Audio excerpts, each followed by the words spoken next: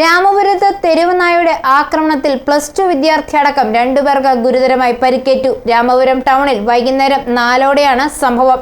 രാമപുരം ടൗണിന് തൊട്ടു സമീപം കപ്പത്തോട്ടത്തിൽ ജോലി ചെയ്തുകൊണ്ടിരുന്ന തൊഴിലാളിയായ പാലവേലി കുരിക്കാട്ട് അമ്പിയെയാണ് നായ ആദ്യം ഓടിച്ചിട്ട് കടിച്ചത്.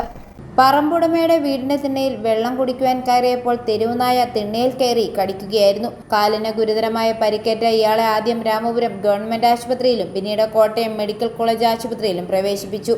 ഇയാളെ കടിച്ചതിന് ശേഷം സെൻട്രൽ ജംഗ്ഷനിലേക്ക് ഓടിയ അതേ തെരുവുനായ സ്കൂൾ വിട്ടു വന്ന +2 വിദ്യാർത്ഥികൾക്ക് നേരെ പാഞ്ഞടിക്കുകയായിരുന്നു. കുട്ടികൾ ഭയന്ന് ചിതറി ഓടിയപ്പോൾ പട്ടി ഏഞ്ചലീന ജോമോൻ എന്ന വിദ്യാർത്ഥിനിയെ ആക്രമിച്ചു. കൂടപ്പുലം തൊഴുത്തുങ്കൽ ജോമോന്റെ മകളാണ് ഏഞ്ചലീന. കടിയേറ്റ് ഓടിയ കുട്ടി നിലത്ത് വീണതോടെ വീണ്ടും പട്ടി ആക്രമിച്ചു. നാട്ടുകാർ ഓടിക്കൂടി കുട്ടിയെ രാമപുരം ഗവൺമെന്റ് ആശുപത്രിയിലും പിന്നീട് കോട്ടയം മെഡിക്കൽ കോളേജിലും എത്തിച്ചു. രാമപുരം ഗവൺമെന്റ് ആശുപത്രിയിൽ കുട്ടിയെ വേണ്ട രീതിയിൽ പരിചരിച്ചില്ല എന്നും അവർ ആരോപിച്ചു. തെരുവുനായ ശല്യം പരിഹരിക്കാൻ അടിയന്തര നടപടി സ്വീകരിക്കണമെന്ന് നാട്ടുകാർ ആവശ്യപ്പെട്ടു. സംഭവത്തോടെ രക്ഷിതാക്കളും അധ്യാപകരും ഭീതിയിലാണ്. തെരുവുനായ ഭീഷണി മൂലം കുട്ടികളെ സുരക്ഷിതമായി സ്കൂളിൽ അയക്കുന്നതിന് ആശങ്കയും ഉയർത്തിയിട്ടുണ്ട്. i4 ന്യൂസ് പാല.